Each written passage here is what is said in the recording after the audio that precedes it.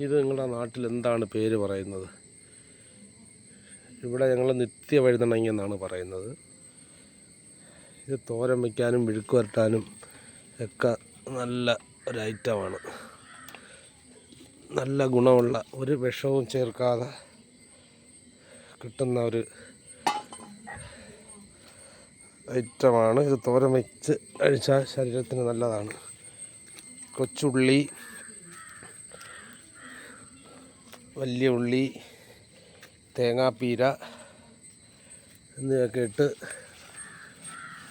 കഴിച്ചാൽ നല്ല ശരീരത്തിന് നല്ല ഗുണമുണ്ടാകുന്ന ഒരൈറ്റമാണ്.